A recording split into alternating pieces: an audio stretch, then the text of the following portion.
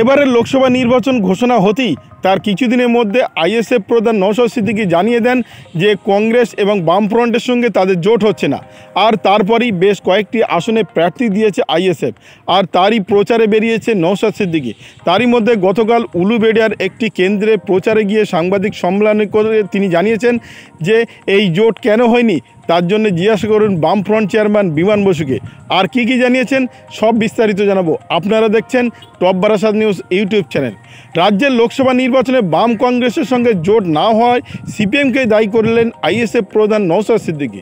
শনিবার রাতে উলুবেড়িয়া দক্ষিণ বিধানসভা কেন্দ্রের কালীনগর এক জনসভায় সাংবাদিকদের প্রশ্নের উত্তরে তিনি জানিয়েছেন জোট না হওয়ার জন্য যা জিজ্ঞাসা করার বিমান বসুকে জিজ্ঞাসা করুন, তিনি বামফ্রন্টের চেয়ারম্যান।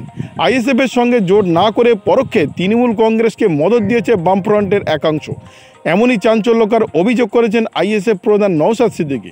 রাজ্যের কয়েকটি লোকসভা কেন্দ্রে কংগ্রেস সিপিএম উভয় প্রার্থী দিয়েছে।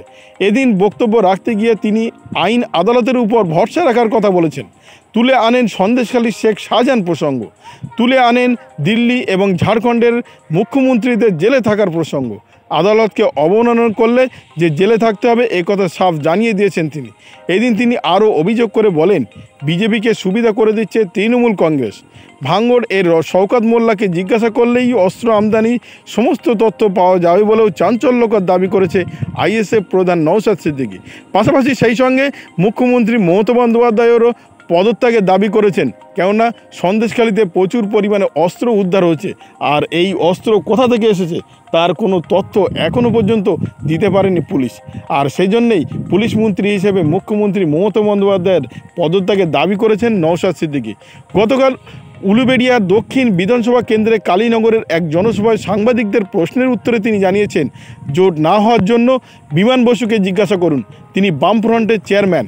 আইএসএফের সঙ্গে জোট না করে পরোক্ষে তৃণমূল কংগ্রেসকে সুবিধা পাইয়ে দিচ্ছে এই বামফ্রন্টের একাংশ। এমনই চাঞ্চল্যকর অভিযোগ গতকাল করেছেন আইএসএফ প্রধান নওশাদ সিদ্দিকী। রাজ্যের কয়েকটি লোকসভায় কংগ্রেস সিপিএম উভয় প্রার্থী দিয়েছে। এদিন বক্তব্য রাখতে গিয়ে তিনি আইন আদালতের উপর ভরসা রেখেছেন এবং আইন আদালতের কথা তিনি বারবার তুলে ধরেছেন। আস্থা রেখেছেন আইন আদালতের উপর। তিনি সেই প্রসঙ্গে তুলতে গিয়ে দিল্লি এবং ঝাড়খণ্ডের মুখ্যমন্ত্রীর কথা বলেছেন যে তারা আইন অবমাননা করেছে, যার জন্য তাদেরকে এখনও জেলে থাকতে হয়েছে। তিনি আরও বলতে চলেছেন যে সামনেই লোকসভা নির্বাচনে যে কটি কেন্দ্রে আমরা প্রার্থী দিয়েছি, হয়তো ফলাফল কতটা কী হবে জানি না, তবে ভালো ফল করবে আমাদের আইএসএফ প্রার্থীরা, এমনটা জানিয়েছেন তিনি।